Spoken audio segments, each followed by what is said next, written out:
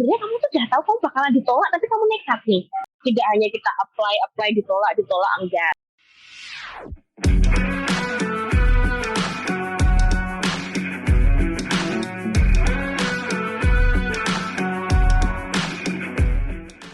Ya teman-teman sudah sabar menunggu.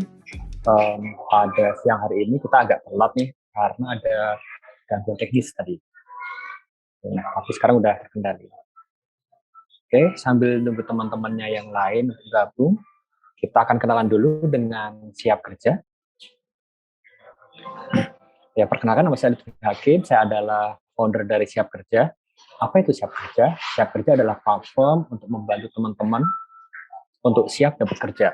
Jadi, mulai dari fresh graduate maupun teman-teman yang sudah pro hire, sudah senior, itu kita akan bantu untuk siap untuk mendapatkan pekerjaan yang lebih baik, pekerjaan yang kita harapkan, kita impikan. Seperti itu, teman-teman.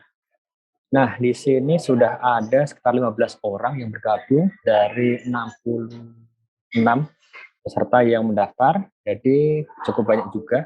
Mungkin mereka masih sholat atau mungkin baru mati lampu juga seperti di tempat kami tadi. Oke, ini udah ada Mbak Maharani nih. Kita mau undang langsung. Yuk, kita undang langsung Mbak Maharani. Assalamualaikum Mbak Maharani. Silahkan bergabung. Waalaikumsalam. Sebentar Mas. Wait ya, 1 menit ya. Sebentar ya. Nah ini Mbak Maharani juga ternyata ada jadwal vaksin booster hari ini, jadi memang ada sedikit ketidaknyamanan teknis mungkin istilahnya ya. Gitu. Nah, sembari kita terus menunggu, nih ada teman-teman yang dari mana ya? Dari Aceh nggak nih di sini nih? Kemarin ada nih yang daftar dari Aceh. Atau yang daftar dari kemarin itu ada daftar dari Pontianak. Oke, sebenarnya belum bergabung juga ya. Gitu. Oke. Jadi Mbak Maharani background-nya udah lebih menarik. Background-nya sudah dirubah. Iya. Oke, suaraku kedengeran jelas ya? Suaranya cukup terdengar jelas. Mungkin ada teman-teman di sini yang tidak bisa mendengarkan suaranya Mbak Maharani.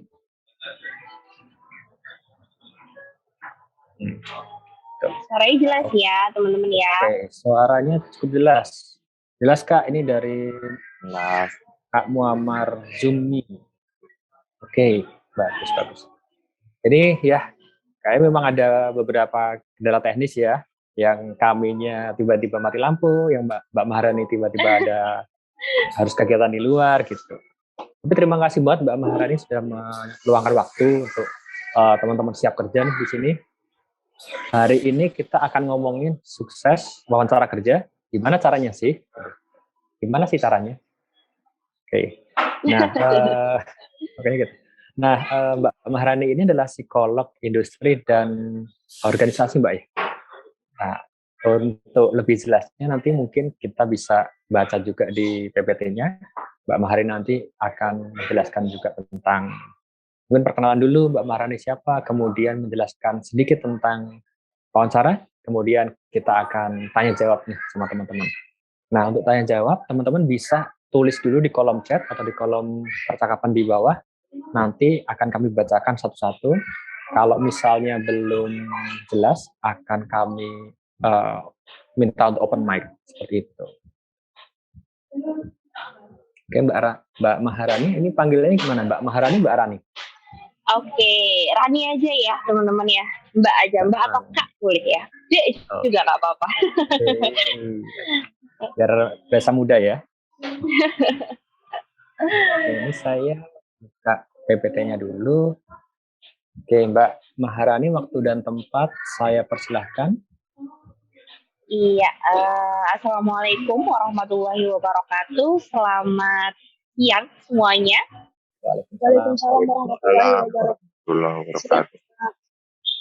Semangat ya teman-teman ya, Mas Ian ya. Walaupun ini kalau ini di Jogja itu hawanya hujan-hujan, gerimis semilir gimana gitu bikin ngantuk ya. Apalagi waktunya adalah jam 1, saatnya orang istirahat ya, saatnya orang bubuk siang, apalagi ini weekend ya teman-teman ya. Tapi nanti insya Allah di sini waktu yang teman-teman korbankan ya untuk tidak tidur siang, untuk tidak beristirahat, insya Allah nanti akan terbayar ya. Dengan apa? Dengan kita akan belajar terkait dengan how to win job interview, alias kita nanti akan berbicara lebih banyak terkait dengan bagaimana sih persiapan begitu ya, persiapan interview kerja. Nah, nanti teman-teman kalau memang ada yang mau ditanyakan, boleh langsung ditanyakan ya. Nanti silahkan ditulis di kolom chat, atau kalau memang mau open microphone, mungkin nanti bisa raise hand dulu ya. Jadi kita di sini sama-sama belajar, teman-teman. Di sini kita berdiskusi. Saya di sini bukan berarti yang paling paham, bukan berarti yang paling tahu gitu ya. Tetapi di sini saya akan lebih banyak terkait sharing pengalaman saya sebagai seorang recruiter dan juga sebagai seorang psikolog industri dan organisasi. Nah, ini ya teman-teman ya, mungkin bisa kenalan dulu ya. Tadi nama saya adalah Maharani ya. Dulu saya kuliah S1 dan S2 saya di UGM ya, Fakultas Psikologi. Mungkin di sini banyak ada yang alumni UGM juga selain Mas Lutfi dan Mbak Bella. Ya, saat ini saya bekerja aktif sebagai seorang dosen psikologi di Universitas Islam Negeri Raden Mas Said Surakarta ya, atau UIN ya. Ada yang dari Solo nggak di sini? Atau cuma saya aja nih yang dari Solo? Ada yang dari Solo mungkin? Kayaknya di jauh-jauh ya, karena kegiatannya online, jadi yang daftar bisa dari semuanya. Ini pengalaman kerja ya, sekilas ya teman-teman ya. Jadi saat ini saya selain menjadi dosen, saya juga seorang praktisi psikolog di beberapa tempat. Ada di kantornya di bawah UGM ya, unit konsultasi psikologi UGM. Lalu kalau teman-teman tahu ada online counseling platform yang bernama Calm, saya juga praktek di sana. Kalau di wilayah Jabodetabek saya ikutnya di Psikodinamika Consulting ya. Kalau di wilayah Jogja saya ikut di AV Consultant ya. Dulu sebelum menjadi seorang psikolog saya sempat bekerja juga di heavy manufacturing di sebagai staff human resource development di PT Komatsu Indonesia. Ini adalah portofolio project saya. Jadi ada beberapa ya teman-teman ya, masih sedikit ya. Ada yang di situ saya membantu sebagai seorang interviewer saja. Ada yang memang saya terlibat di dalam proses assessment kandidatnya, baik itu untuk instansi pemerintahan seperti PUPR. Kemarin minggu lalu saya habis ada pekerjaan dengan PUPR untuk merekrut karyawan kontrak di Banjarnegara. Terus tahun kemarin juga dimintain tolong untuk menjadi interviewer di dalam proses seleksi CPNS ya untuk Kementerian Kelautan dan Perikanan ya. Di akhir tahun kemarin juga dimintain tolong untuk menjadi psikolog pendamping di Kementerian Perhubungan ya. Kalau yang kegiatannya baru aja itu baru kemarin teman-teman di UMJ ya, bagi teman-teman yang di Jogja, kemarin saya di UMJ itu untuk merekrut karyawan kontrak ya, karyawan fresh graduate untuk posisi karyawan kontrak. Jadi nanti di sini mungkin saya akan lebih banyak sharing pengalaman ya, jadi best practice terkait dengan interview kerja itu seperti apa.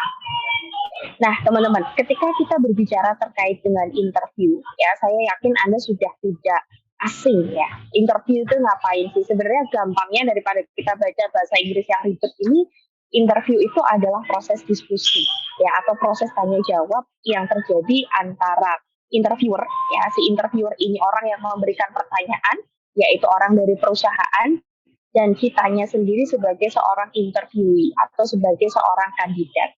Nah, di sini tujuannya untuk apa sih kalau misalkan interview kerja? Tentu saja tujuannya adalah untuk menilai bagaimana sih kelayakan kita sebagai seorang kandidat untuk bisa bekerja di perusahaan itu. Nah, sebenarnya kalau kita berbicara terkait dengan interview ya, teman-teman ya, kita tidak bisa lepas dari yang namanya portofolio, dari yang namanya CV ya. Jadi interview ini adalah merupakan secuil ya, secuil proses dari kegiatan rekrutmen dan seleksi. Nah, nanti mungkin kita bisa singgung sedikit juga ya terkait dengan CV, apalagi saat ini itu kan dengan adanya pandemi, sebenarnya semuanya itu diuntungkan teman-teman. Tidak hanya dirugikan ya, tapi diuntungkan juga. Kenapa teman-teman? Karena sekarang perusahaan itu hampir 75% di dalam proses untuk seleksi karyawan ya, perusahaan itu menggunakan online interview. Ya, Anda mungkin bisa dari rumah Anda interview, atau misalkan kayak saya sekarang nih, saya lagi di apa ini kayak di resto gitu ya teman-teman ya, saya bisa ngisi webinar di hadapan teman-teman. Jadi dengan adanya pandemi ini sebenarnya kita juga diuntungkan karena kita memangkas budget yang sebegitu luar biasa. Kalau zaman dulu ketika saya 2017, 2019 itu saya ngelamar kerjaan, ya saya harus datang teman-teman ke Jakarta gitu. Tiketnya berapa, tiket kereta berapa, tiket pesawat berapa, ya iya kalau di sana ada teman yang bisa ditebengin gitu ya, ada yang teman yang bisa untuk numpang, tapi kalau nggak ada kita harus keluar biaya lagi, dan itu pun belum tentu diterima. Nah maka dari itu dengan adanya proses interview online ini sebenarnya kita diuntungkan. Ya diuntungkannya kenapa? Kita cuma modal wifi, kita modal paket data, tetapi kita sudah bisa interview di mungkin dengan perusahaan yang berada di luar kota bahkan di luar negeri, gitu ya. Nah, ini ya tadi yang seperti sudah saya singgung. Jadi tujuan dari job interview itu ada dua, teman-teman. Yang pertama adalah perusahaan itu ingin mengumpulkan informasi ya, mengumpulkan informasi yang relevan terkait dengan diri kita, ya, terkait dengan diri kita selaku kandidat, ya, sebagai seorang calon karyawan. Apakah kita memenuhi kualifikasi atau tidak? Dan yang kedua adalah untuk proses evaluasi. Ya, selain tadi mengumpulkan informasi, dua juga evaluasi teman-teman. Kita dinilai nih, kita layak nggak sih untuk melakukan atau untuk bisa bekerja di perusahaan itu?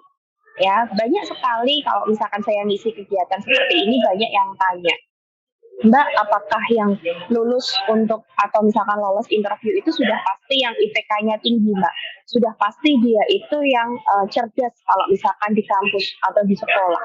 Ya belum tentu juga, teman-teman. Karena apa? Karena setiap perusahaan itu punya spesifikasi dan kualifikasinya masing-masing. Ya, kita tidak bisa memukul rata, oh kalau IPK-nya 4 nih udah pasti dia gampang nih cari kerjaan. Ya belum tentu gitu ya. IPK 4 kalau pengalaman organisasinya 0, ya siapa yang mau nerima, ya. Tapi mungkin bisa jadi IPK-nya cuma 3 nih atau 3, sedikit lah, tetapi dia punya segudang aktivitas baik itu di dalam organisasi maupun di komunitas. Nah, ini juga bisa menjadi nilai tambah, teman-teman. Jadi di sini ketika ditanyai kuncinya atau ditanyai tips buat lolos interview itu nggak harus IPK-nya tinggi, nggak harus ya teman-teman ya. IPK pas-pasan ketika teman-teman tambal dengan kegiatan-kegiatan lain yang lebih positif, itu pun juga bisa menambah added value-nya teman-teman. Nah, mungkin ini sekilas ya, sekilas terkait dengan konsep dari job interview sendiri. Jadi teman-teman di sini ketika kita berbicara interview, ya, interview di dalam interview kerja itu lebih sering menggunakan yang namanya behavioral event interview. Nah, behavioral event interview ini sebenarnya ilmu psikologi ya, teman-teman ya. Tetapi saya share kepada Anda nggak harus tahu konsepnya secara detail, enggak. Tapi yang jelas, ketika interview kerja, yang akan lebih banyak ditanyakan adalah terkait dengan pengalaman Anda. Baik itu pengalaman organisasi, ataupun pengalaman Anda magang, ataupun pengalaman Anda join di dalam komunitas. Ya, jadi interview kerja itu lebih banyak menggunakan dan seringnya ya pastinya adalah menggunakan behavioral event interview alias berfokus kepada bukti perilaku. Ya, jadi di sini ketika teman-teman itu sudah punya pengalaman, entah itu pengalaman organisasi ya, atau Anda itu punya pengalaman mengikuti suatu kegiatan tertentu, itu bisa digunakan untuk memprediksikan, untuk bisa memproyeksikan kinerja Anda di masa yang akan datang. Sehingga di sini kalau boleh dibilang pengalaman organisasi atau kegiatan-kegiatan kepanitiaan di dalam lingkungan kampus itu menurut saya menjadi poin yang sangat penting, teman-teman. Kenapa gitu ya? Kemarin saya habis interview hari apa itu yang saya menghubungi sama Mas Hakim itu hari Rabu, teman-teman. Hari Rabu saya membantu di UMY ya. Kebetulan ini sudah tahun kedua, yang tahun kemarin itu juga saya diminta untuk membantu karena posisinya adalah karyawan kontrak, ya. Di situ ketika ada kandidat saya tanyai, ya, silakan perkenalkan diri Anda. Dia memperkenalkan, oh nama saya adalah ABC Mbak, misalnya kayak gitu. Saya langsung tanya gitu, ya silakan Mbak ABC, kamu ceritakan kegiatanmu pada saat kuliah kemarin ngapain aja Mbak? Saya tanya seperti itu teman-teman. Nah, ketika dia itu menjawab dengan misalkan kayak gini, kegiatan saya kuliah kemarin ya cuman kuliah aja sih Mbak. Saya soalnya nggak bisa bagi waktu. Itu di catatan saya itu sudah, wah ini big no ini. Ya, big no. Tapi saya gali lagi nih, oh mungkin anak ini tidak aktif di dalam organisasi, tapi dia aktif kepanitiaan. Saya tanya lagi, oh berarti selama perkuliahan tidak aktif organisasi ya Mbak? Dia bilangnya enggak. Terus saya tanya lagi, kalau kegiatan kepanitiaan gimana Mbak ABC? Dia jawabnya apa? Kegiatan kepanitiaan juga nggak pernah ikut sih Mbak, karena tugas-tugas kampus itu terlalu banyak dan menyita banyak waktu. Ya bilang kayak gitu. Ketika memang sudah ada kandidat yang seperti itu, mungkin interview tidak sampai 30 menit langsung saya sudahi teman-teman. Kenapa? Karena dia nggak punya pengalaman apapun untuk bisa memprediksikan kinerjanya dia di masa yang akan datang. Nah, maka dari itu teman-teman di sini yang fresh graduate siapa? Yang fresh graduate masih banyak fresh graduate ya teman-teman ya.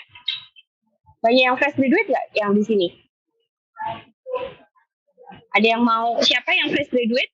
Gak apa-apa ya. Jadi di sini saya selalu bilang bagi teman-teman yang mungkin Anda posisinya saat ini sudah lulus ataupun Anda itu belum lulus berada di semester terakhir, silahkan perbanyak pengalaman organisasi, baik itu organisasi di lingkungan kampus ataupun organisasi di luar kampus. Anda ikut kegiatan voluntary, kegiatan sukarela gitu ya, atau Anda ikut berbagai macam komunitas, itu akan menambah added value teman-teman ketika melaksanakan interview.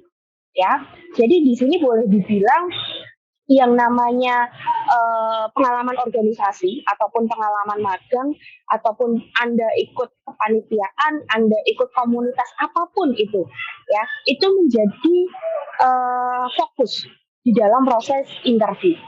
Ya, jadi paham ya teman-teman ya, banyak orang yang bertanya atau banyak yang bingung interview itu ngapain sih? Di interview itu sebenarnya yang ditanyain tentang kegiatanmu, ngapain aja. Ya, misalnya kamu selama kuliah, kamu semester 1 ngapain, semester 2 ngapain, yang akan istilahnya kalau bahasa Jawanya ya, yang diublek-ublek apa ya, yang digali ya teman-teman ya, yang digali hanya seputar terkait dengan kegiatan yang sudah pernah kamu lakukan sebelumnya, ya. Atau misalkan kemarin pada saat minggu kemarin saya harusnya ke Banjarnegara ya teman-teman ya, karena kegiatannya tidak memungkinkan, maksudnya pandemi COVID seperti ini, akhirnya kegiatannya saya lakukan online. Nah di situ pun juga teman-teman, meskipun di situ pada saat itu tidak ada sesi interview, tetapi di situ ada yang namanya sesi FGD.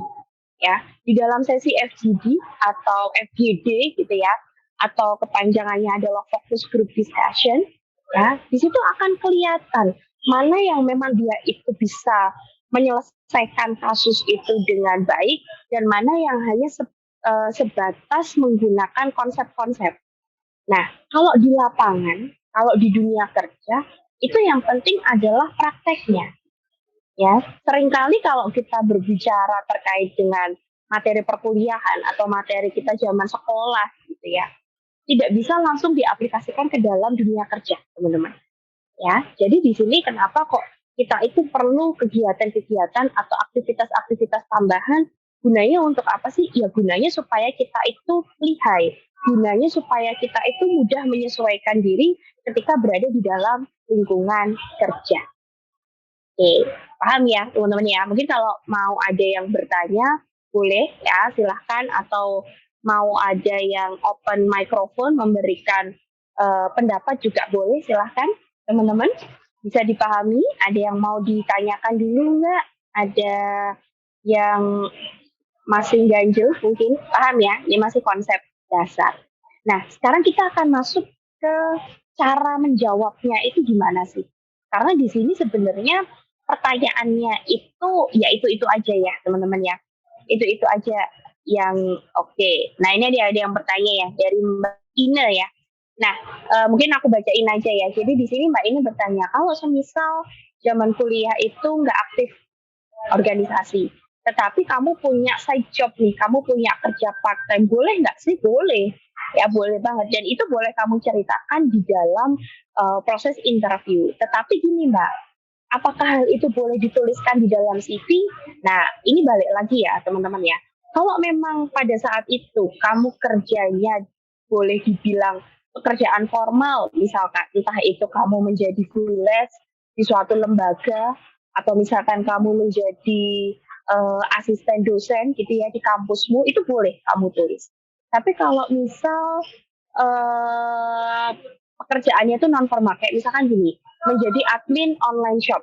Nah ini kan ya mohon maaf ya, ini pekerjaannya nggak formal. Ya jadi ketika pekerjaannya tidak formal itu, kamu tidak perlu tuliskan di dalam CV, tetapi kamu boleh ceritakan pada saat kamu interview. Ya, paham ya teman-teman ya. Jadi atau misalkan kayak gini nih, kemarin mahasiswa saya itu banyak ya yang untuk mengisi kegiatannya itu mereka menjadi mitra ojek online, entah itu Gojek, entah itu Grab, Maxim dan kawan-kawannya. Mereka tanya, Bu, ini ditulis nggak ya di dalam CV? Nggak usah kamu tulis gitu ya. Tetapi nanti kamu boleh ceritakan bahwa untuk mengisi waktu luang saya ketika kuliah, ya, saya memanfaatkan waktu dengan cara menjadi mitra ojek online misalkan. Ada yang kemarin itu mahasiswa saya, dia ini teman-teman apa namanya, yang untuk kurir ya, jadi kurir paketan di Shopee Express. Boleh nggak sih Bu? Itu tidak perlu dicantumkan ya, tapi kamu boleh ceritakan di dalam proses interview dan itu akan menambah poin penilaian pada saat proses interview. Oke, nah ini ada yang tanya gaji nih. Oh, oke, ada yang dari jangan-jangan mahasiswa saya ya Mbak Ina ya, mantan mahasiswa saya ya Mbak Ina. Oh, oke. Aduh, ya Mbak ya. Jadi lo kemarin kan sudah dapat ya di mata kuliah pengembangan kepribadian ya. Oke, gitu ya Mbak Ina ya. Yuk kita lanjut lagi nih terkait gaji. Habis ini saya jawab. Nah, setelah ini kita akan membahas terkait dengan cara pengerjaan, cara menjawab ya teman-teman ya. Jadi kadang kita itu seringnya terlena di dalam menjawab interview gitu. Kenapa? Mungkin yang ditanyain adalah pengalaman organisasi, ya, tapi Anda menjawabnya itu malah curhat colongan kemana-mana, nggak jelas, nggak ada poinnya. Nah, gimana sih caranya supaya kita itu menjawabnya tetap singkat, tapi tetap ada poinnya? Poin yang ditanyakan itu nyampe kepada interviewer. Nah, di sini kita bisa menggunakan metode STAR. Ya, STAR ini terdiri dari situation, task, action, dan result. Nah, sebenarnya STAR ini nantinya teman-teman itu bisa buat ini ya, kalau saya bilang buat contekan ya. Ketika teman-teman itu mau maju atau misalkan Anda itu mau melaksanakan interview, kamu bikin dulu nih contekannya. Ya, karena apa? Seperti yang saya bilang tadi, pertanyaannya itu sebenarnya itu aja. Ya, cuman memang nggak mungkin urut ya, pertanyaannya itu nggak mungkin urut, tetapi yang ditanyakan ya itu aja. Ya, entah itu nanti mungkin full bahasa Indonesia atau mungkin campuran dengan bahasa Inggris, tapi ya pertanyaannya kurang lebih itu aja. Nah, ketika teman-teman membuat contekan, ya, ketika teman-teman itu membuat catatan untuk persiapan interview, susunlah berdasarkan 4 aspek ini, teman-teman.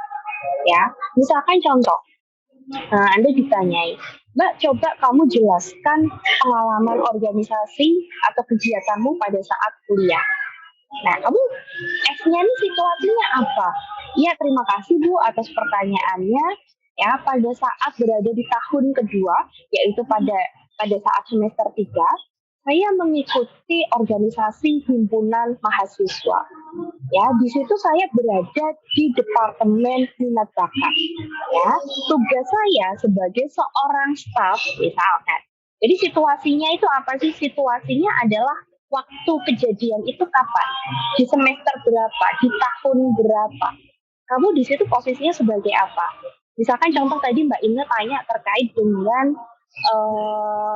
kerja sambilan gitu. Kamu bisa ceritakan ya, pada saat saya berada di semester 6, ya pada saat saya berada di semester 6, saya mengisi waktu luang saya di sela-sela perkuliahan dengan berjualan baju secara online, misalkan kayak gitu.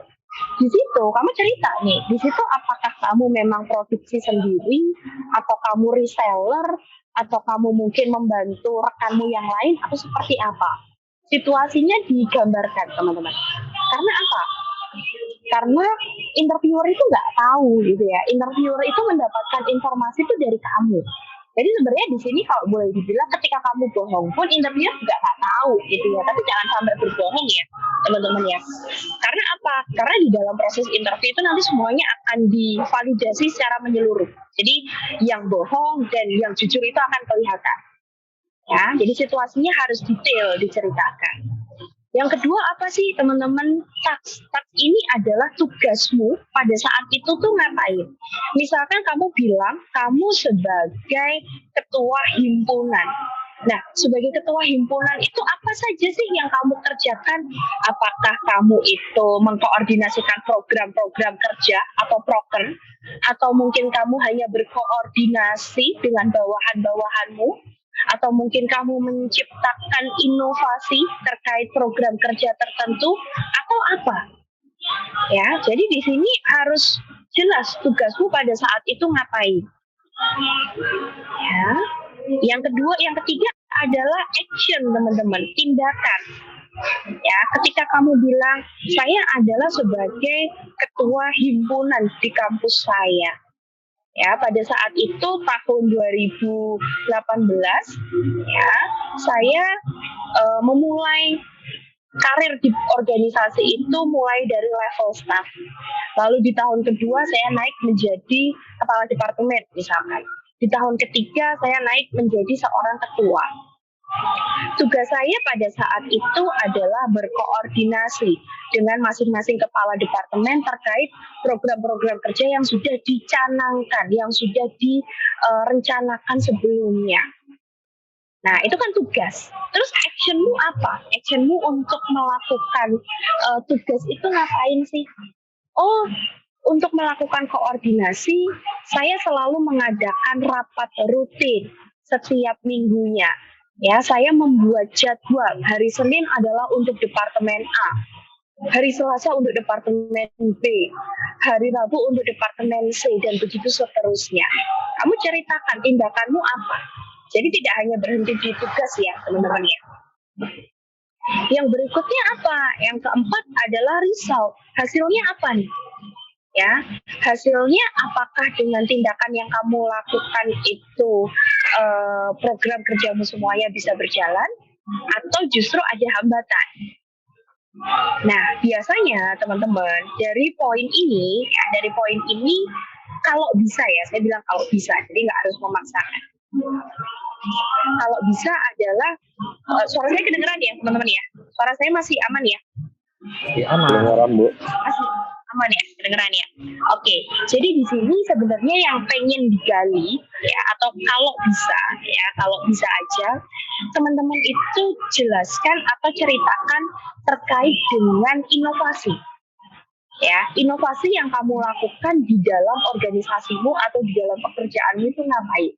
Nah, ketika kamu bisa menjelaskan inovasi atau kontribusimu di dalam perusahaan atau di dalam organisasi, itu akan menjadi nilai tambah. Misalkan apa? Oh, misalkan inovasi yang saya lakukan ketika saya berada di organisasi saya adalah saya menerapkan sistem seleksi ya secara adil dan terbuka, sehingga di sini akan kelihatan Bu siapa saja anggota-anggota yang memang dia itu komitmen, yang memang dia itu punya motivasi untuk join di himpunan dan mana yang tidak, misalkan seperti itu. Nah, jadi di sini memang yang dikejar itu adalah kamu ada inovasi nggak? Kamu ada kontribusi tambahan nggak selain dengan tugasmu di dalam organisasi atau di dalam perusahaan itu? Oke, sampai sini. Ada yang mau ditanyakan dulu nggak sebelum nanti kita masuk ke pertanyaan teman-teman? ke pertanyaan-pertanyaan yang sering muncul ya, maksudnya ya. Yang mau ditanyakan dulu nggak? Yang mau ditanyakan dulu mungkin dari cara menjawabnya. Jadi ini suatu trik ya teman-teman ya. Trik. Kenapa kok saya bilang trik? Kalau boleh kasih bocoran sedikit ya. Jadi saya sebagai seorang psikolog yang memang menangani rekrutmen dan seleksi, kami itu punya yang namanya lembar penilaian atau form penilaian. Nah, di dalam form penilaian itu kita akan berikan skor ya. Ada yang rate-nya itu bergerak dari angka 1 2 3 atau 1 2 3 4 5 atau 1 2 3 4 5 6 sampai 7. Ya, ini tergantung permintaan perusahaan. Permintaan organisasi. Ya. Dan di situ teman-teman, dasar saya itu menangani interview, saya harus bisa menggali ceritanya teman-teman menggunakan 4 aspek ini. Ya, jadi alangkah lebih baiknya kalau memang Anda sudah mempersiapkan menggunakan 4 aspek ini. Jadi ceritamu itu nggak kemana-mana.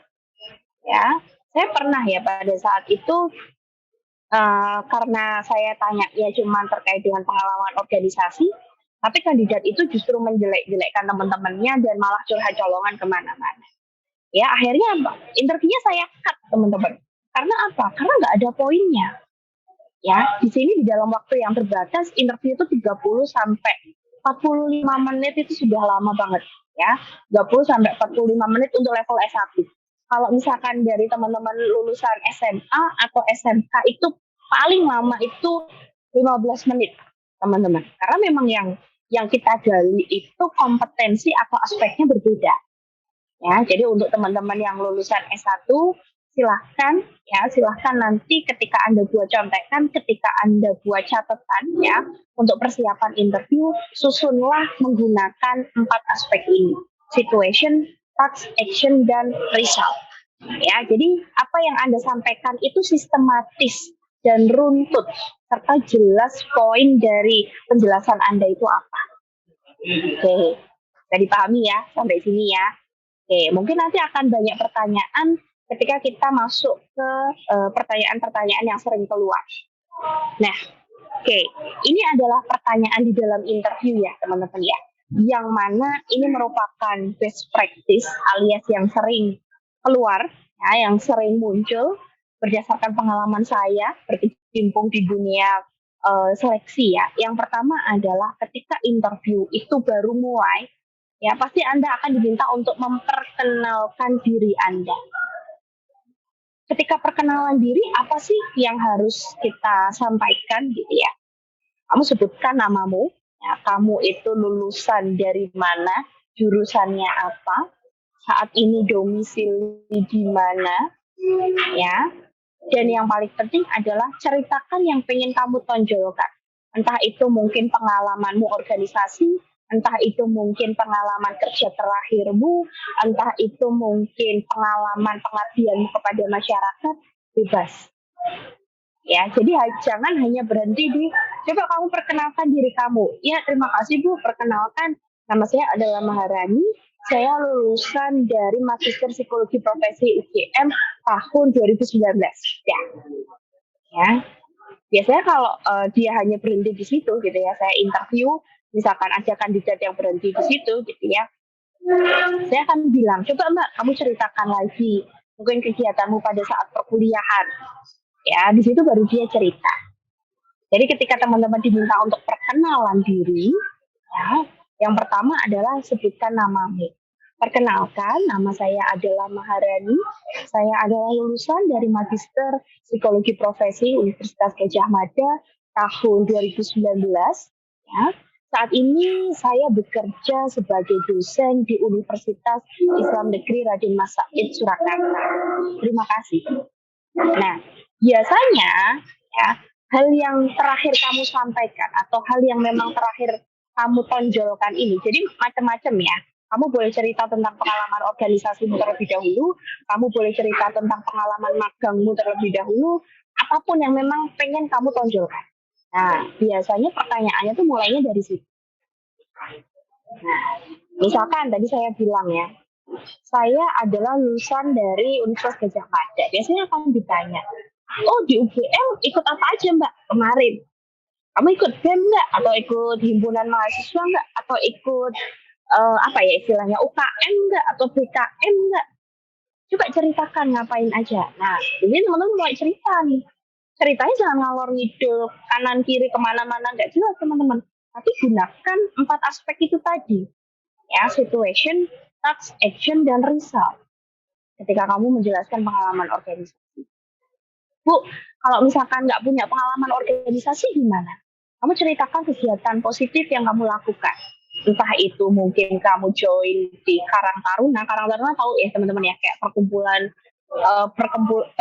pemuda-pemudi gitu. Atau misalkan kamu ikut menjadi remaja masjid mungkin, atau misalkan kamu ikut komunitas pecinta hewan, atau mungkin kamu ikut komunitas Go Green, apapun teman-teman. Ya kalau memang tidak punya pengalaman organisasi. Ya, tapi di sini sebenarnya kalau nggak punya pengalaman organisasi, silahkan kamu tutup dengan pengalaman magang. Ya, bagi teman-teman yang saat ini masih sebagai job seeker, ya coba kamu pertimbangkan option untuk bisa bekerja di suatu tempat sebagai intern. Ya, untuk posisinya posisi magang. Ini nggak dibayar nggak apa-apa, cuma 3 bulan ya. Tetapi kita dapat ilmu, kita dapat networking, itu bisa menambah ketika kita di dalam proses interview. Oke. Nah, terus setelah itu apa nih? Ya, coba ceritakan kontribusimu pada organisasi atau pada perusahaanmu. Kamu ngapain aja? Ya, tadi yang seperti sudah saya singgung. Apakah ada inovasi? Apakah ada perbaruan ketika kamu berada di dalam organisasi itu atau tidak? Nanti biasanya juga akan ditanyakan nih, ceritakan hambatan atau tantangan atau kesulitan yang ada pada organisasimu atau pada perusahaanmu sebelumnya. Ini kalau organisasi biasanya untuk teman yang fresh graduate. Tapi kalau terkait dengan bagi Anda yang sudah pernah bekerja sebelumnya, biasanya akan ditanyain, kenapa kok resign? Gimana kalau ditanya, kenapa kok resign? Teman-teman boleh jujur, tetapi teman-teman tidak boleh menjelek-jelekkan perusahaan. Misalkan apa? Misalkan Anda itu resign, Anda keluar karena bosnya itu nyebelin. Atau misalkan Anda itu keluar karena tidak ada kejelasan karir di situ. Gimana cara menjawabnya? Gimana cara menjawabnya teman-teman? Kalau misalkan ada apa namanya? Ada ya ini ada yang resign ya atas nama Mas atau Mbak ini, Andriska Syahputra Helmi, silakan. Baik Bu, terima kasih untuk kesempatannya, izin menjawab. Jika ditanyakan dengan seperti itu, saya tidak akan menjelekkan perusahaannya, akan tapi saya akan mengucapkan, baik Pak, saya ingin mencari bidang karir yang lebih baik dan pengembangan potensi yang lebih baik. Itu saja Bu, terima kasih. Oke, ya. Ya, jadi ketika teman ditanya, kemarin itu ada teman saya ya, dia nanya, Ren, aku tuh mau resign gitu, Ren, aku tuh mau resign gitu. Nah, resign kenapa? Padahal sudah mungkin 2 tahun atau 3 tahun dia di perusahaan itu. Gitu. Karena di sini jenjang karirnya nggak jelas. Saya tanya sama dia, orientasimu ketika bekerja, teman-teman harus paham ya, orientasimu ketika bekerja apa? Apakah kamu cari uang? Apakah kamu cari stabilitas? Apakah kamu mau cari jenjang karir? Atau teman-teman cari apa? Ya, karena apa? Karena setiap orang itu orientasinya beda. Kalau teman-teman tanya sama saya, orientasi Mbak Rani apa? Orientasi saya stabilitas, teman-teman. Ya, karena kalau misalkan jadi dosen itu, ya sorry, saya nggak ada duitnya. Kalau mau duit banyak, jadilah pedagang, kerja di perusahaan. Ya, tetapi yang saya cari adalah stabilitas, teman-teman. Apalagi kondisinya lagi pandemi kayak gini. Nah, terus apa sih yang kita bisa lakukan? Kamu jujur. Ya, Bu, terima kasih atas pertanyaannya. Ya. Alasan saya resign dari kantor saya yang sebelumnya karena saya lebih berfokus kepada pengembangan diri dan pengembangan karir. Sedangkan di kantor saya yang sebelumnya fokusnya berbeda, Bu. Ya, mereka lebih berfokus untuk pengembangan keterampilan menjadi spesialis. Teman-teman nggak perlu menjelek-jelekkan gitu. Di sana tuh nggak pernah ada pelatihan, Mbak. Di sana tuh nggak pernah ada yang namanya promosi. Saya sudah 3 tahun stuck aja di situ. Jangan kayak gitu, teman-teman. Ya.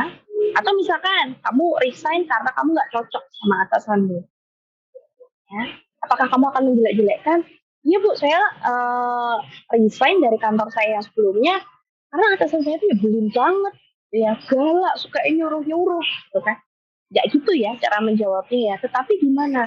Ibu, terima kasih atas pertanyaannya. Alasan saya resign dari kantor saya yang sebelumnya karena memang saya memiliki ketidakcocokan interpersonal dengan atasan saya. Sama nggak intinya? Sama ya, tapi bahasanya lebih diplomatis, teman-teman. Ya, jadi di sini memang kita dituntut untuk bisa menjawab secara netral. Ya, atau misal kemarin pengalaman saya baru kemarin ya teman-teman ya, baru Desember itu saya ditanyai terkait dengan pendapat moderasi beragama. Mbak, gimana menurut kamu? Apakah kamu itu mau datang ketika kamu diundang di acara teman kamu yang agamanya berbeda sama kamu? Jawabannya apa, teman-teman? Wah, di sini kan antara ada isu agama, ini isu yang sensitif, dengan di situ ada juga konsep moderasi beragama. Saya jawabnya gimana? Saya datang, Pak. Ya, pada saat itu yang interview saya laki-laki. Saya akan datang, Pak. Ya, ketika memang acaranya itu tidak berbau acara keagamaannya, saya akan datang. Saya ikut makan, saya ikut memeriahkan. Tetapi ketika acara itu sudah masuk ke dalam peribadatan atau ke dalam ritual-ritual yang berbau keagamaan, maka saya akan meminta izin untuk pulang.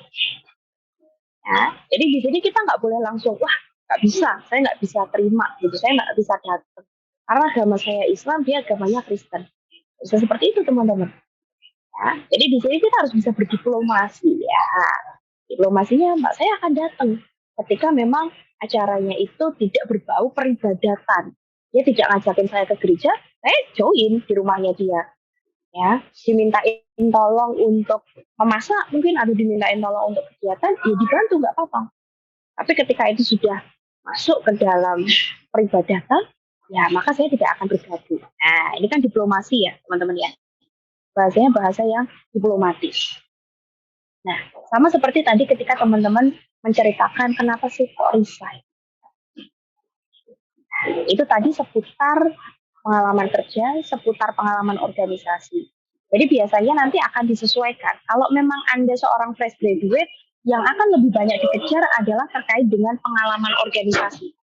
Tapi ketika teman-teman sudah punya pengalaman kerja, yang akan dikejar adalah di pengalaman kerja Anda pada perusahaan atau kantor sebelumnya. Nah, sampai sini dulu dari 4 poin. Ada yang mau ditanyakan dulu nggak? Silakan, kalau ada yang mau sharing, ada yang mau bertanya, boleh ya teman-teman ya. Bisa dipahami ya? Oke. Nah, ini nih, kita mulai. Oke, silakan, yuk.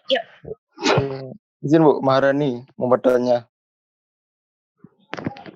Bu, perkenalkan, Assalamualaikum warahmatullahi wabarakatuh. Waalaikumsalam warahmatullahi wabarakatuh. Perkenalkan, nama saya Ridwan, saya dari Universitas Teguh Umar. Saya ingin, siap, Mas. Saya ingin bertanya, jika manajer kita seorang non-Muslim, kita kan bekerja di perusahaan tersebut, kan? Baru-baru bekerja di perusahaan tersebut. Jika kita kan di situ di tempat kerja kita kan ikut manajer yang non-Muslim. Jika manajer tersebut kita mengajak dia berbuat yang aneh-aneh, apakah kita harus keluar dari perusahaan tersebut atau bagaimana, Bu? Jika kita kan kerja di perusahaan tersebut kan sesuai permintaan kita, Bu. Oke. Ya, pertanyaan yang bagus ya. Ini ada kisah nyata ya, kisah nyata. Pada saat itu saya interview ya di kantor saya yang lama di Komatsu. Dia itu apply untuk posisi posisi MT, teman-teman, posisi MT ya. Dan di situ dia sudah punya pengalaman mungkin sekitar 4 tahun, hampir jalan ke 5 tahun. Dia sudah bisa dibilang sudah settle lah ya di perusahaan yang sebelumnya. Saya tanya kan, Mas, kenapa kok resign? Padahal perusahaan ini itu notabene lebih besar daripada perusahaan yang dia apply sekarang. Jawabannya apa, teman-teman? Yang tahu nggak? Iya, Mbak. Saya kalau di sana mau melaksanakan ibadah sholat, saya itu dijutekin. Jadi seolah-olah dia itu tidak punya kebebasan untuk melakukan beribadah ketika berada di kantor. Maka dari itu saya keluar. Karena itu sudah berbenturan dengan prinsip saya. Sekarang saya kembalikan. Misalkan diajak minum-minum, sorry ya, diajak ke karaoke ya dengan cewek-cewek, diajak mabuk-mabukan. Saya kembalikan kepada Anda, itu berbenturan nggak dengan prinsip Anda? Kita nggak ngomongin agama ya, berbenturan nggak dengan prinsip Anda? Kalau memang berbenturan, kamu bisa cari option pekerjaan lain yang sekiranya nggak berbenturan. Tapi kalau memang kamu sendiri, it's okay Bu, fine, ini memang tuntutan pekerjaan, ya lakukan. Jadi kita nggak ngomongin agama sebenarnya di sini. Ya, karena kalau misalkan kita cerita di industri rokok ya teman-teman ini.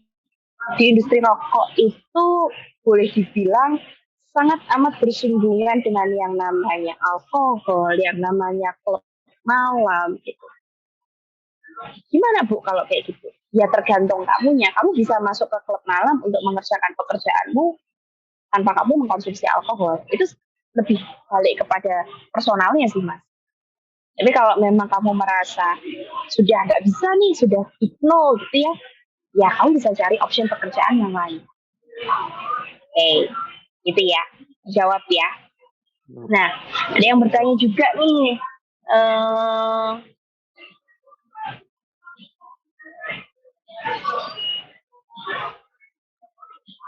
oke. Nah, ini ada yang bertanya ya, nih.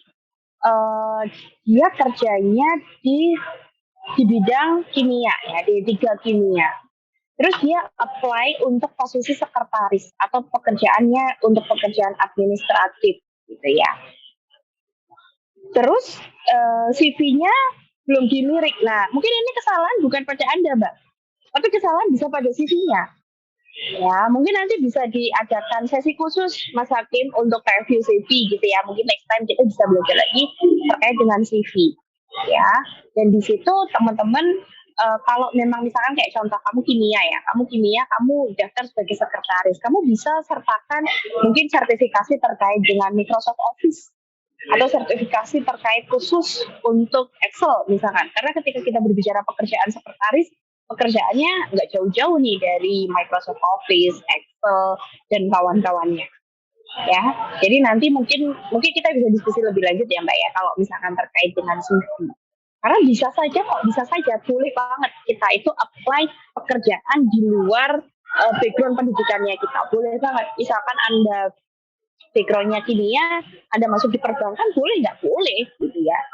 Karena memang kalau misalkan contoh di perbankan itu pelajarannya atau pekerjaannya itu pekerjaan yang sebenarnya bisa dipahami tanpa Anda harus ambil kuliah di jurusan ekonomi atau akuntansi.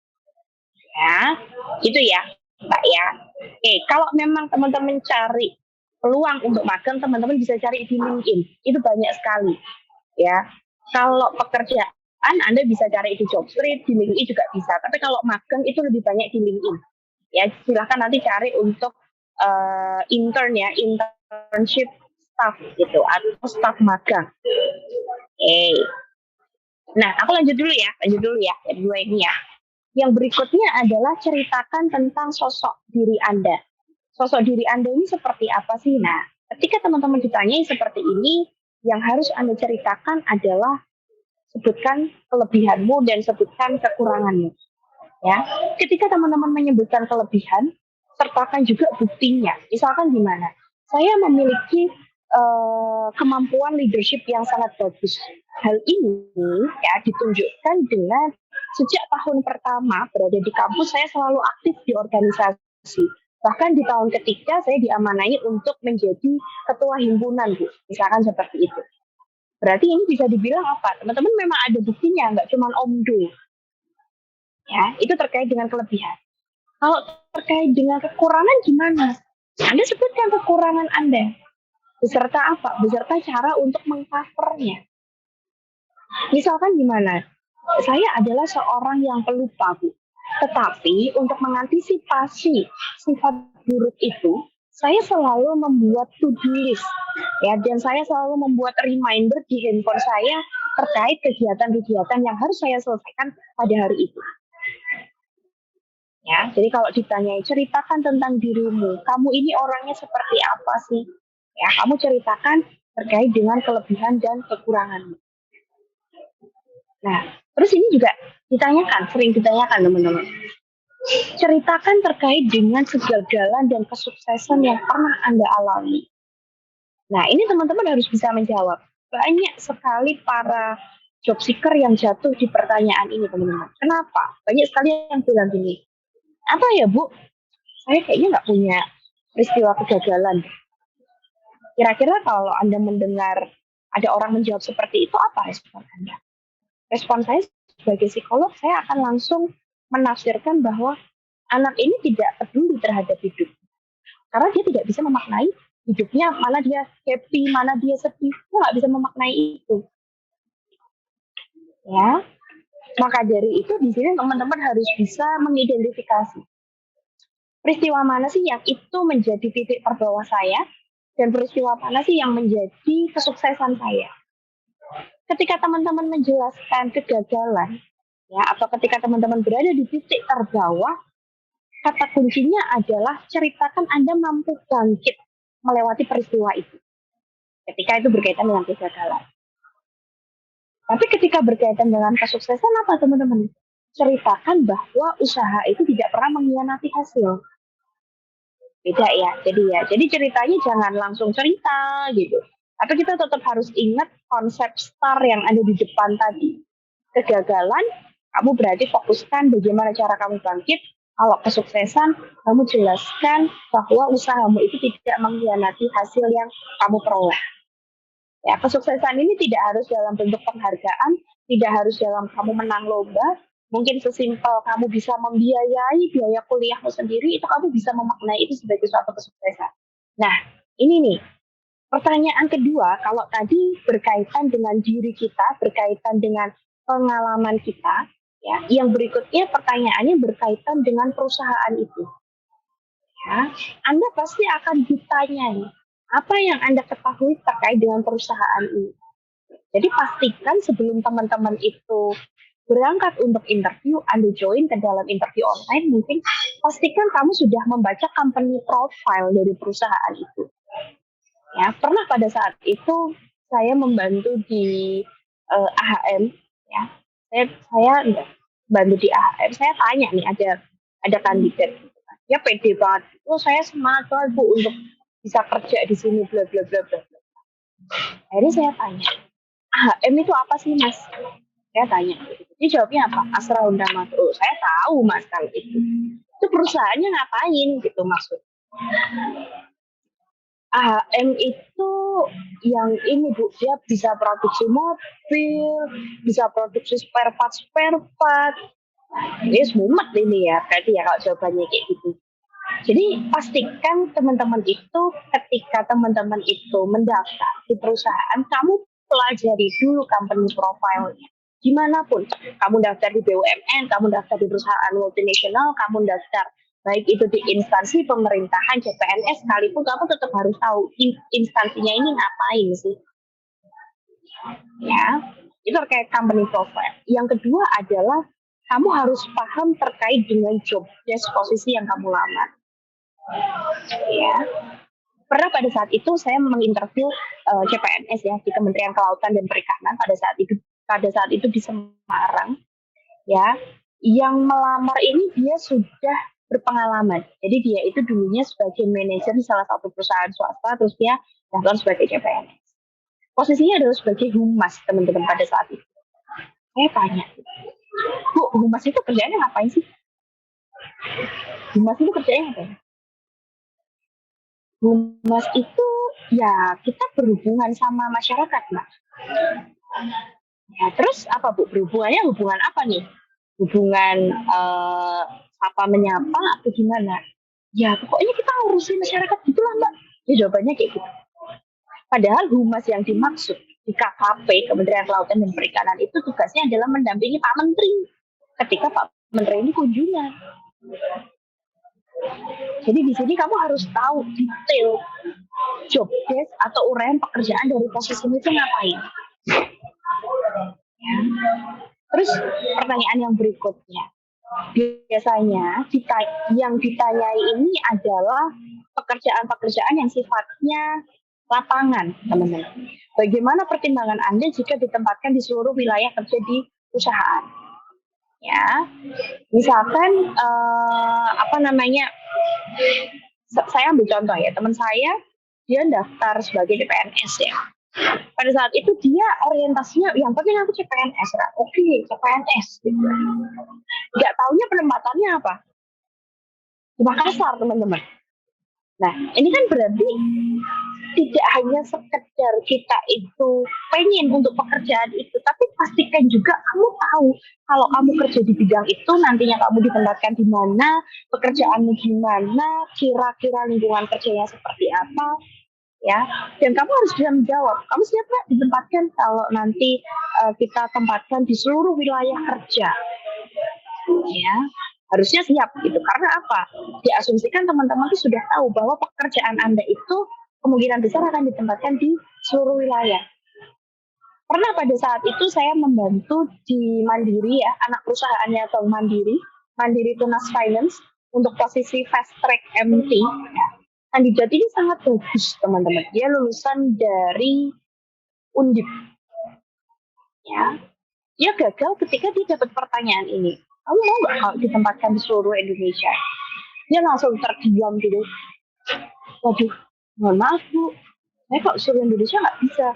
Tapi kalau di Jabodetabek, saya bisa Bu. Ya kok milih gitu ya, kan nggak bisa gitu teman-teman. Jadi teman-teman harus mempertimbangkan terkait kalau memang pekerjaannya sifatnya lapangan. Ya biasanya untuk level-level MT, manajemen trainee, fast track itu biasanya penempatannya seluruh Indonesia.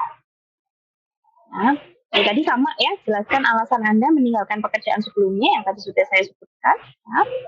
Terus nih, nah biasanya pertanyaan ini sebenarnya terkait gaji itu jarang ditanyakan ketika interview HR, jarang ya saya bilangnya. Karena apa?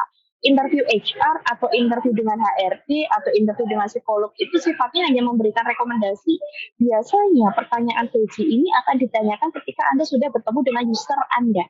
Ya, ketika teman-teman itu sudah ketemu langsung dengan atasan Anda, entah itu supervisor, entah itu manajer, akan ditanya, kira-kira kalau kamu diterima di sini, gajinya berapa nih yang kamu inginkan di bayanganmu? Ya.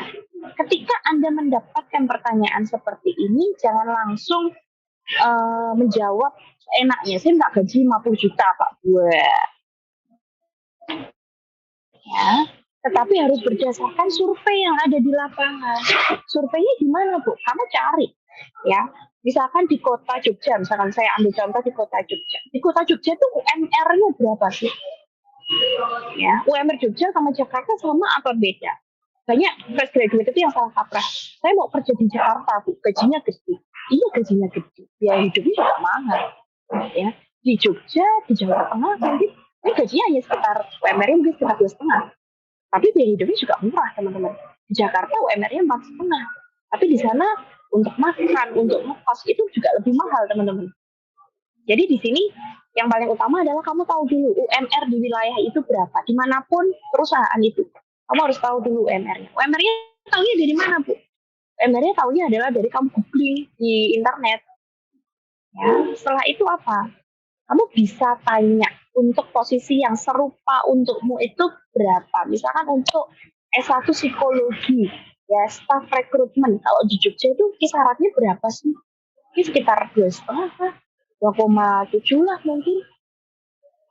Ya, kamu entah itu kamu bisa tanya kepada seniormu, ya, atau kamu bisa googling di internet itu banyak sekali forum-forum diskusi yang dia itu buka-bukaan terkait dengan gaji.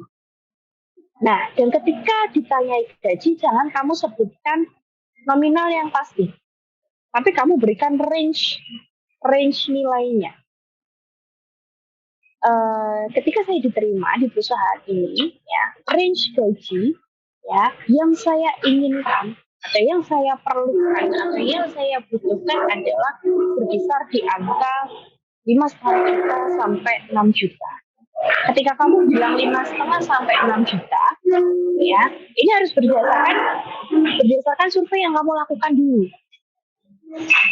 Karena ini setiap daerah itu gajinya beda-beda, tergantung dengan UMR di wilayah itu, teman-teman. Oke, paham ya terkait dengan gaji ya. Jangan sampai teman-teman ditanyai gaji, saya ikut aja Bu sistem yang ada di perusahaan ini. Ya kalau gajinya cocok sama kamu, kalau enggak. Karena nanti biasanya ketika range gajimu itu masuk dengan range gaji yang akan diberikan perusahaan, mereka akan approve. Tapi kalau enggak, mereka biasanya akan menjawab, waduh, ketinggian sekali Mbak itu permintaanmu. Kita nggak sanggup bayar kalau segitu. Biasanya seperti itu teman-teman. Jadi jangan ada kata mengikuti, jangan ada kata manut gitu ya. Jangan ada kata saya serahkan kepada kebijakan di perusahaan ini, jangan. Ya kalau kamu digaji di situ, kalau enggak, jangan-jangan kamu cuma digaji 500.000 per bulan. Nah, makanya ini harus clear ya terkait dengan gaji ini ya di awalnya. Nah, yang paling terakhir apa? Pasti akan ditanyai terkait dengan isu-isu strategis dari perusahaan itu. Ya, misalkan contoh, kemarin saya merekrut untuk posisi frontliner. Saya akan tanya, gitu ya, Mbak, gimana pendapatmu terkait dengan pekerjaan seorang frontliner? Padahal kan sekarang semuanya serba online nih. Ya, kira-kira nanti apa sih yang akan kamu lakukan gitu untuk mempermudah pekerjaanmu dengan sekarang ada ya pandemi, tapi kemajuan teknologi makin canggih, gitu. Apa yang akan kamu lakukan? Jadi ini sesuai dengan posisi yang kamu lamar. Atau misalkan kalau kamu ngelamar sebagai staff rekrutmen atau staff training gitu di suatu perusahaan, staff yang memberikan pelatihan gitu ya, akan ditanyai. Ya, apa yang akan kamu lakukan? Rekrutmennya seperti apa sih kalau saat ini lagi pandemi? Ya, rekrutmen yang seperti apa yang sekiranya efektif, yang sekiranya efisien, tapi juga valid hasilnya. Ya, jadi ini terkait dengan isu-isu strategis yang berada di dalam perusahaan itu. Ini apapun ya teman-teman ya, ini umum ya, entah itu kamu daftar di BUMN, kamu daftar di multinasional, atau kamu daftar di instansi pemerintahan, itu kurang lebihnya akan ditanyai 8 pertanyaan yang sudah saya paparkan. Ya, ada berapa sih? 12 ya, 12 pertanyaan yang tadi sudah saya paparkan. Paham ya? Nanti kalau ada yang mau tanya ditampung dulu. Nah, ini nih, komunikasi di dalam interview. Karena saat ini interviewnya online, teman-teman. Anda harus bisa memastikan ya, bahwa apa? Bahwa meskipun kita online, tatapan kita juga nggak kemana-mana ya. Misalkan saya lihat ke kanan, terus, selamat pagi teman-teman, tapi saya nggak lihat ke kamera. Gimana kira-kira? Ini juga lucu ya teman-teman ya. Atau misalkan ada bicara saya itu dari tadi monoton terus, yang ada 1 jam nanti Anda sudah tertidur pulas, ya. Dan meskipun online interviewnya, kita nggak boleh gini nih. Sekarang saya ngomong gitu, ya selamat siang teman-teman, ya kita akan melakukan interview. Apakah boleh seperti ini? Ya, tetap harus condong teman-teman, meskipun interviewnya online.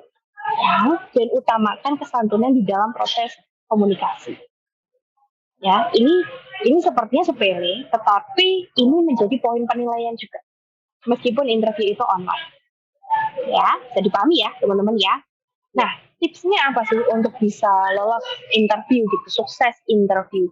Yang pertama adalah pastikan CV-mu itu memang sudah dilirik oleh perusahaan itu. Karena apa? Karena interview ini bukan tahapan pertama ya.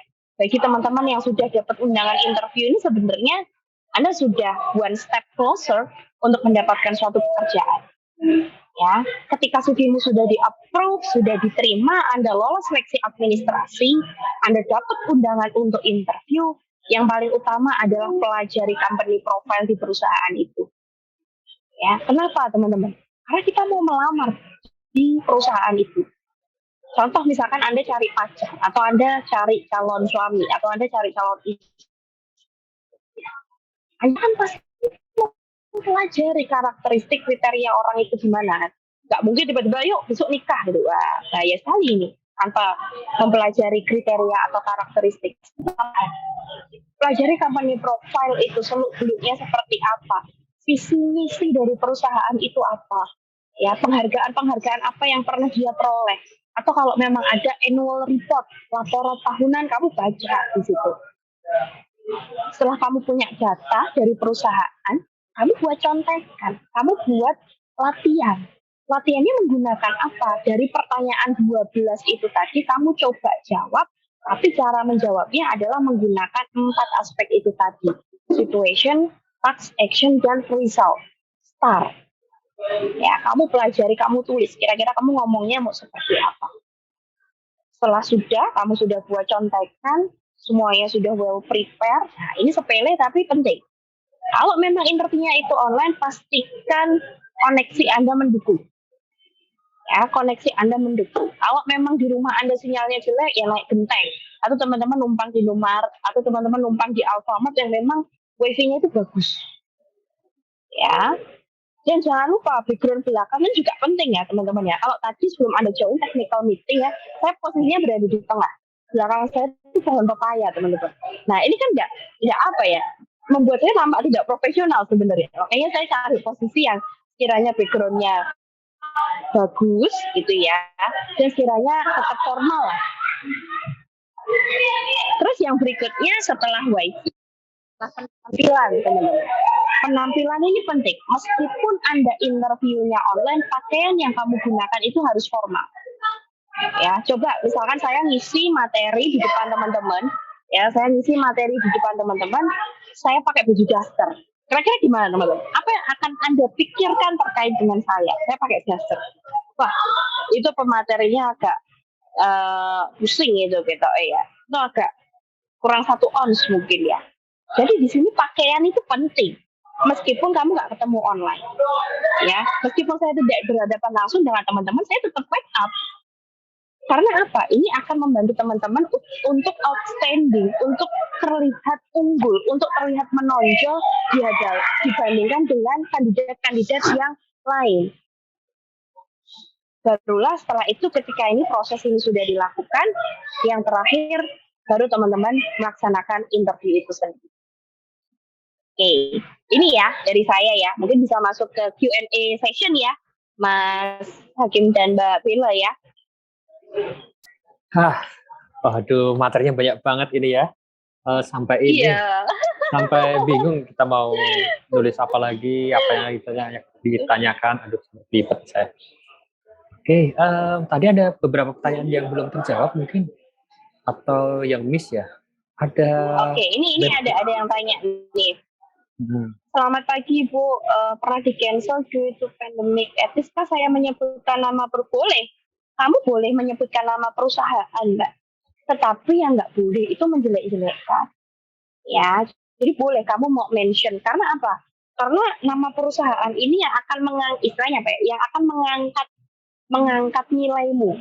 Gitu. Kalau misalkan misalkan kamu mention salah satu perusahaan yang mungkin nggak terlalu terkenal, ya mungkin dia penilaian terhadapmu biasa-biasa aja. Gitu. Tapi kalau misalkan saya pernah magang di KBRI di mana gitu, misalkan kamu itu mengangkat value-mu di mata interviewer. Jadi boleh aja. Yang tidak boleh dilakukan adalah ketika kita itu menjelek-jelekkannya, itu nggak boleh. Ya, oke. Tadi ada yang tanya lagi. Oke. Jika kita ditanya dalam bahasa atau tidak saat itu. Oke, terkait dengan bahasa asing ya teman-teman ya. Terkait dengan bahasa asing, sebenarnya Bu, apakah kita harus jago bahasa Inggris sih? Tergantung perusahaan yang kamu lamar. Kalau kamu ngelamarnya perusahaan lokal yang berada di dekat rumahmu dan itu mungkin dia produksinya masih produksi ya lokal ya, teman-teman nggak usah pakai bahasa Inggris. Ya, malah mungkin interviewnya menggunakan bahasa daerah itu. Tapi kalau misalkan kamu daftar di perusahaan asing, misalkan kamu daftar di grupnya Astra, atau kamu daftar di BUMN, atau kamu daftar sebagai di instansi pemerintahan CPNS, itu bahasa Inggrisnya penting teman-teman. Ya, saya pernah pada saat itu pengalaman saya sudah pede sekali nih, wah interview pakai bahasa Inggris ya.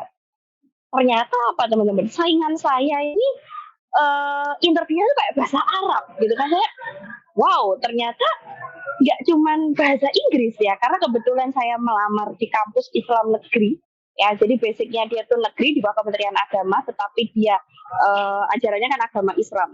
Wah udah pede banget, saya interview, saya presentasi pakai bahasa Inggris gitu kan. Ya, habis itu saya lihat saingan saya, assalamualaikum, hai pakholuk dan segala macam. Jadi sebenarnya bukan bahasa Inggrisnya teman-teman, tapi lebih kepada perusahaanmu ini apa. Kalau misalkan di kantor saya dulu di Komatsu, gitu, bahasa Inggris tuh nggak penting gitu, malah lebih penting kamu bisa bahasa Jepang karena itu perusahaan Jepang dan di situ banyak ekspat. Ya, jadi dikembalikan lagi kepada perusahaan yang kamu lamar dan teman-teman nggak usah was-was di sini. Kenapa? Karena bagi teman-teman yang mungkin merasa kemampuan bahasa Inggrisnya kurang bagus, gitu ya. Ya teman-teman bisa mencari perusahaan-perusahaan yang tidak menuliskan requirement untuk menggunakan bahasa Inggris. Tapi kalau memang teman-teman misalkan pengen challenge gitu ya, teman-teman pengen memperbaiki kemampuan bahasa Inggris, ya sebenarnya bisa dilatih sih. Ya tergantung ada niatnya atau enggak di situ. Gitu ya teman-teman ya. Oke, terus apa lagi? Ya udah ya. Jangan lupa nih Mbak Rani, kalau ada teman-teman yang tadi telat, bisa mengikuti seminar ini, sharing session ini di YouTube kami. Kemungkinan besok 24 jam akan kami upload gitu. Dan jangan lupa isi absen ya. Di sini kita meminta saran dan kritik teman-teman dan juga teman-teman pengen kelas apa lagi nih gitu. Siapa tahu nanti teman-teman kita bisa memprovide keinginan teman-teman semua. Oke, dilanjut. Kayaknya udah semua ya. Mungkin ada yang mau tanya lagi nggak? Mungkin satu pertanyaan lagi. Nah, yang sepertinya mau tanya. ada. Oh itu ya. Oke. Psikotes ya. Oke, pertanyaan yang bagus. Jadi gini teman-teman, seperti yang saya sebutkan tadi ya, bahwa interview itu di dalam proses seleksi itu dia tidak berdiri sendiri ya, melainkan interview itu merupakan salah satu rangkaian dari proses seleksi. Sebelum interview apa sih tahapannya? Yang pertama adalah administrasi. Ya, administrasi ini biasanya kelengkapan dokumen, kelengkapan berkas, entah itu ijazah, entah itu CV, entah itu surat keterangan sehat, apapun yang dipersyaratkan oleh perusahaan itu. Yang kedua apa? Yang kedua Anda akan dicek nih, persyaratanmu, berkas-berkasmu ini memenuhi persyaratan nggak? Kalau memang misalkan contoh, misalkan di situ dituliskan diutamakan atau dibutuhkan untuk jurusan psikologi, padahal kamu jurusannya hukum, kamu akan tetap melamar nggak? Jawaban saya jangan dilamar. Karena apa? Karena sebenarnya kamu tuh udah tahu kamu bakalan ditolak, tapi kamu nekat nih. Nah, jadi kadang kita kesalahannya tuh kita tidak mampu membaca persyaratan itu. Gak apa-apa lah. Terus itu dituliskan misalkan, diutamakan mampu berbahasa Inggris secara aktif, baik itu oral maupun tertulis. Padahal kamu sendiri TOEFL aja nggak bisa gitu ya, nggak punya skor TOEFL. Kamu nekat daftar nggak? Kalau kamu nekat daftar, namanya bunuh diri teman-teman. Ya, jadi di sini teman-teman harus bisa membaca persyaratan itu. Nah, terus setelah Anda dinyatakan lolos nih, misalkan lolos administrasi, akan masuk ke tahap psikotes biasanya. Nah, psikotes ini kalau zaman dulu ya, teman-teman ya, zaman dulu, zaman konvensional, zaman jadul, itu kita harus datang ke perusahaan, kita mengerjakan soal, ada IST, ada kreplin yang bentuknya koran segede gaban itu, terus ada kita diminta untuk melingkar-lingkari dan segala macam. Di beberapa perusahaan masih digunakan. Bahkan kemarin saya di PUPR itu saya masih menggunakan itu. Tapi saat ini untuk bisa menilai kapabilitas kandidat ya secara valid, banyak sekali perusahaan yang menambahkan subtesnya dengan apa? Salah satunya FGD. Ya, atau selain FGD ada juga Anda diminta untuk presentasi kasus. Anda diminta untuk presentasi program inovasi. Ya, bahkan ada yang di situ teman-teman diminta untuk role play. Jadi Anda berada di dalam satu kelompok gitu ya, role play. Ada yang sebagai manajer, ada yang sebagai supervisor, lalu Anda diberikan kasus. Nah, pertanyaannya adalah, kalau psikotes gimana Mbak caranya supaya lulus? Kuncinya belajar. Ya, kuncinya adalah belajar. Untuk psikotes, psikotes itu adalah tes potensi akademik. Ya, kuncinya belajar.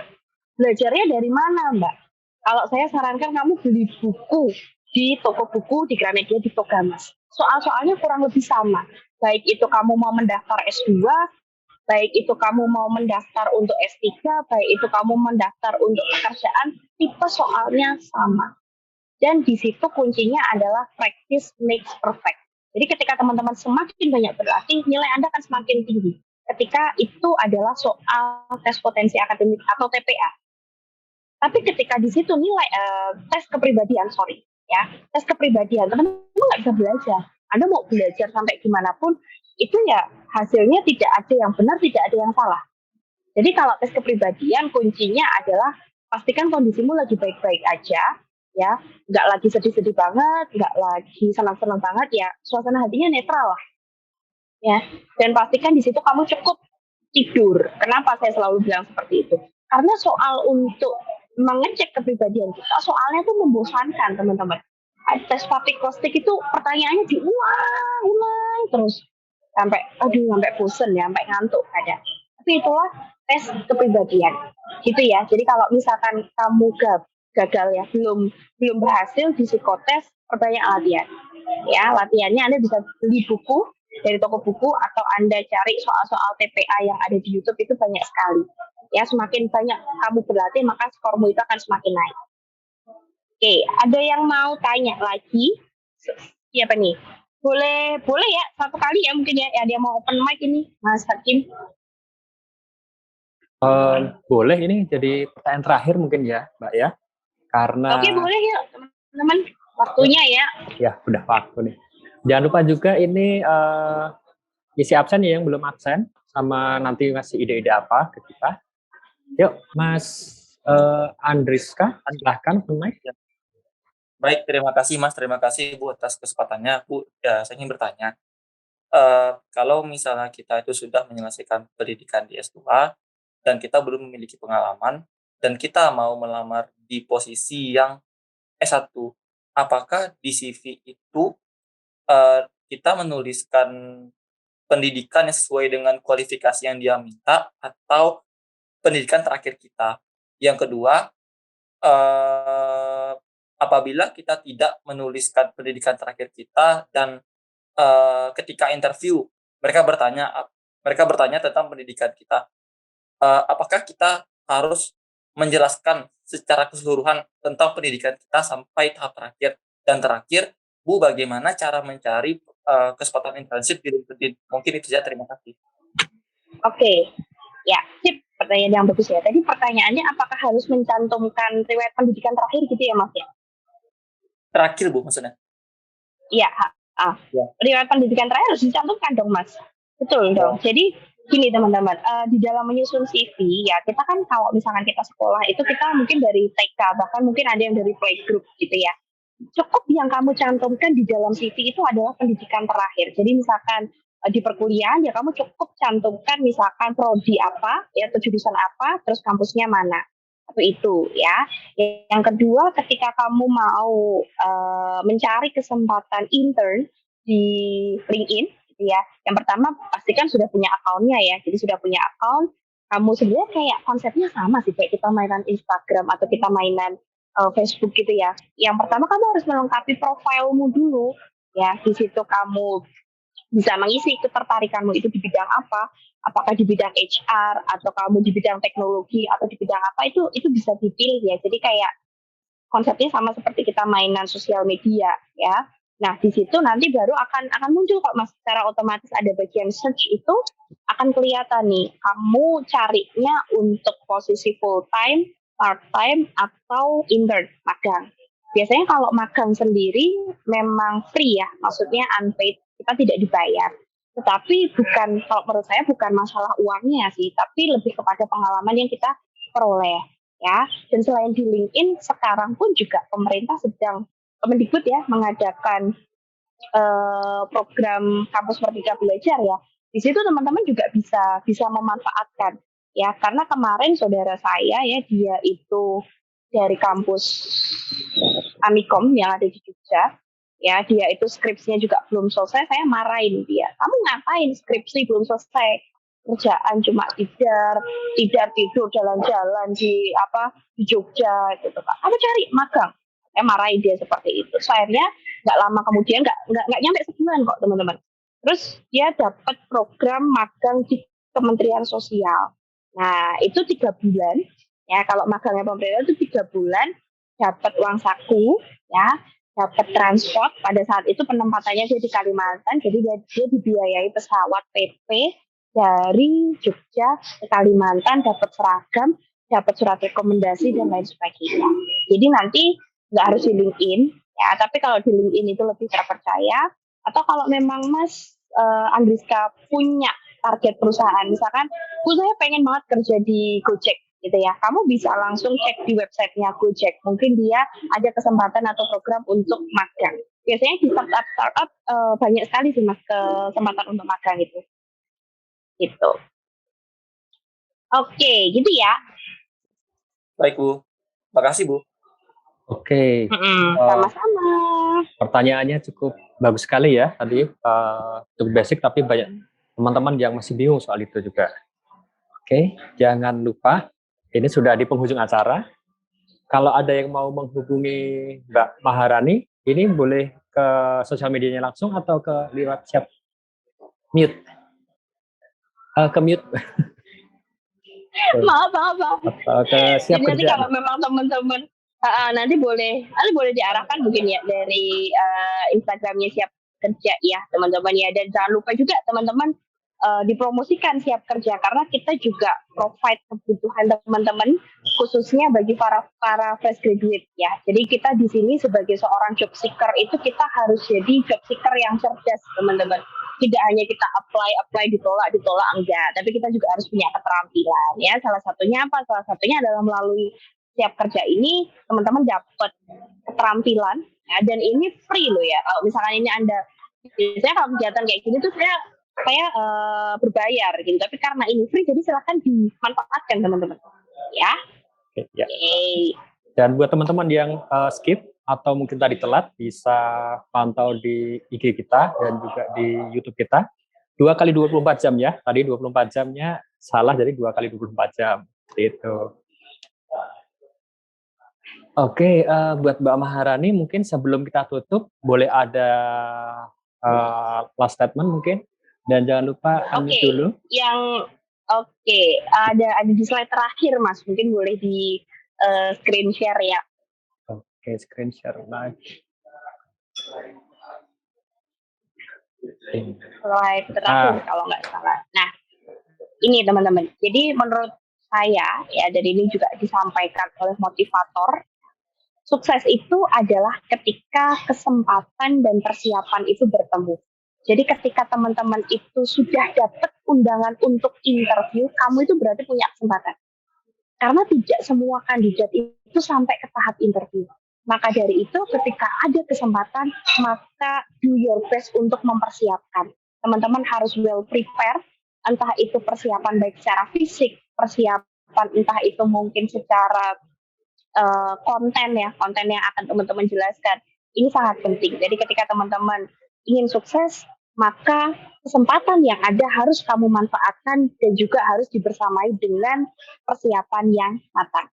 Gitu aja ya teman-teman ya. Good luck buat teman-teman semuanya.